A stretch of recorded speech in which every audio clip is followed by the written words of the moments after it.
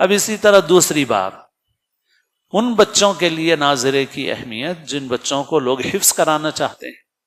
اس معاملے میں لوگ بہت غلطی کرتے ہیں اور مدرسوں میں بھی رجوع ہوتے رہتے ہیں، اور ان کے ذہن میں ناظرے کا کوئی تصور نہیں ہے. وہ سمجھتے ہیں کہ مدرسے میں لائیں گے تو 2 سال میں یا 3 سال میں حفظ ہو جائے گا، اور ان کے ذہن میں ناظرہ ہے ہی نہیں. تو جو لوگ اپنے بچوں کو حفظ کرانے کا شوق رکھتے ہوں تو ان کو یہ سمجھ لینا چاہیے کہ پہلا جو اسٹیج ہے، پہلا جو مرحلہ ہے، وہ ہے ناظرہ اچھا کرنے کا.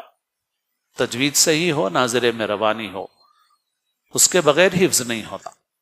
اس کے لیے عام طور پر 1.5 سال کا وقت لگتا ہے، کبھی کچھ زیادہ بھی لگتا ہے وقت. 1.5 سال لگتے ہیں، 2 سال لگتے ہیں. وہ ناظرہ اس معیار کا ہو تب بچے حفظ کر پاتے ہیں. ناندیڑ میں ایک عالم ہیں، موجود ہیں ماشاءاللہ، ہم سے عمر میں قریب ہیں، کچھ کمی ہوں گے یا آس پاس ہماری عمر کے. تو انہوں نے 6 مہینے میں حفظ کیا. دگلور میں ایک مدرسہ تھا مہاراشٹرا میں، وہاں پہ 6 مہینے میں حفظ اس طرح سے ہوا ان کا کہ ان کے استاد نے ان کو ناظرے کے 60 دور کرائے تھے. 50 کے بعد والا 60 دور ناظرے کے بہت اچھی طریقے سے کرائے تھے ان کو. 60 دور کرانے کے بعد جب ان کا حفظ شروع کیا گیا تو 6 مہینے میں حافظ بن گئے وہ. اور ابھی 2 سال پہلے بانسواڑہ کا ایک مدرسہ ہے جس کا ہم لوگوں سے تعلیمی اعتبار سے تعلق ہے، تو اس مدرسے میں 5 بچیوں نے حفظ کیا، اور ان 5 بچیوں نے 5 مہینے میں حفظ کیا. اور جلسے میں شریک ہوا تھا میں بھی. تو اتنی جلدی کیسے حفظ کیا ان بچیوں نے؟ تو ہوا یہ کہ لاک ڈاؤن کے دوران جو اس مدرسے کے ناظم ہیں، ماشاءاللہ نیک صالح آدمی ہیں، تو انہوں نے بچیوں سے کہا کہ دیکھو لاک ڈاؤن میں جو وقت ملا تو میں نے اتنا قرآن پڑھا، تم لوگ کتنا قرآن پڑھے؟ الحمدللہ میرے تو اتنے دور ہوئے، اتنے قرآن شریف ہوئے. تو بچیوں کو بھی شوق ہوا استاد کو دیکھ کر کے، اور بچیوں نے یہ طے کیا کہ اب ہم بھی زیادہ سے زیادہ قرآن پڑھیں گے. تو اس زمانے میں تو فون پہ ہی رابطہ ہوتا رہا بچیوں کا ایک دوسرے سے، سہیلیوں سے، اور ان لوگوں نے آپس میں ایک کمپٹیشن اور مسابقت کے طور پہ زیادہ سے زیادہ قرآن پڑھنا شروع کیا. میرے اتنے قرآن ہو گئے، میرے اتنے قرآن ہو گئے. تو اب ان میں ایک کمپٹیشن چلتا رہا. یہ لاک ڈاؤن کے دوران چلتا رہا. اب جب مدرسہ معمول پہ آیا اور معمول کے مطابق مدرسہ شروع ہوا تو ان بچیوں نے کہا کہ ہم حفظ کرنا چاہ رہے ہیں. تو استاد نے کہا ٹھیک ہے کر لو، حفظ کر لو. تو ان بچیوں نے حفظ شروع کیا. جب حفظ شروع کیا تو اتنا سبق سنایا کہ استاد بھی حیران ہو گئے. 5 مہینے میں حفظ ہو گیا ان کا. وجہ اس کی یہ تھی کہ ان بچیوں نے ناظرہ قرآن شریف کثرت کے ساتھ پڑھا.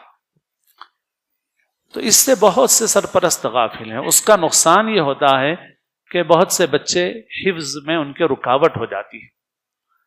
بعض لوگ خوش ہو جاتے ہیں کہ حفظ شروع ہو گیا مگر ناظرہ پختہ نہیں ہے، ناظرہ پختہ نہیں ہے، حفظ شروع کر دیا تو دل خوش ہو جائے گا مگر بچے کی پڑھائی تیزی کے ساتھ آگے نہیں بڑھے گی. اور حافظ بننا کوئی فرض نہیں ہے.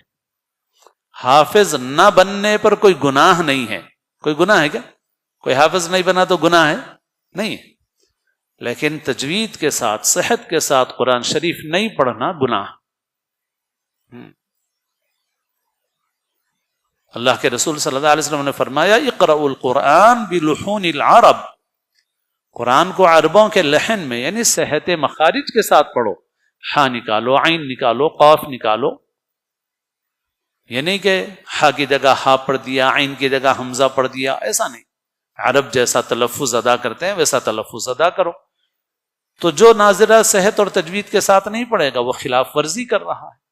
تو حافظ بننا تو فرض نہیں ہے مگر صحیح طریقے سے قرآن مجید پڑھنا یہ ہر مسلمان کے لیے ضروری ہے.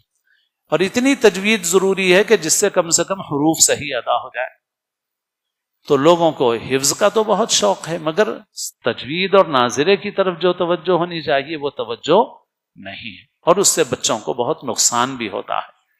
اسی وجہ سے ہم لوگ یہ کہتے ہیں کہ پہلے چاہے اسکول کے ساتھ پڑھے بچہ، مگر بچہ پہلے قاعدہ اچھی طرح پڑھ لے، ناظرہ اچھی طرح پڑھے.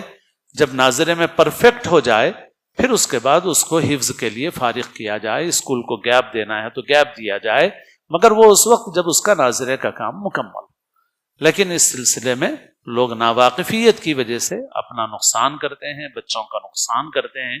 بہرحال یہ ایک بات جو بچوں کے متعلق بھی تھی وہ عرض کر دی، اور اصل مقصود تو وہ بات ہے جو میں نے پہلے عرض کی ہے کہ ہر مسلمان کو اپنا قرآن مجید سے تعلق بڑھانا چاہیے، اور بڑی عمر کے لوگ بھی کسی کے پاس جا کر سیکھ سکتے ہیں تو ان کو سیکھنا چاہیے، اپنی تجوید اچھی بنانا چاہیے، ناظرہ اچھا بنانا چاہیے، تاکہ تیزی کے ساتھ قرآن پڑھنا آئے، اور قرآن مجید کی تلاوت کا کثرت سے اہتمام کرنا چاہیے، اور اپنے تمام بچوں کو، چاہے وہ اسکول کی لائن میں ہو، کسی لائن میں ہو، ان تمام بچوں کو اس اعتبار سے پختہ بنا دینا چاہیے۔ انشاءاللہ اگر ان کو قرآن اچھا پڑھنا آئے گا، قرآن کی تلاوت کا ذوق رہے گا، قرآن کی تلاوت کے عادی رہیں گے، تو انشاءاللہ یہ تلاوت ان کے ایمان کے لیے محافظ ثابت ہوگی انشاءاللہ، اور وہ ہر قسم کے فتنوں سے، گمراہیوں سے انشاءاللہ محفوظ رہیں گے۔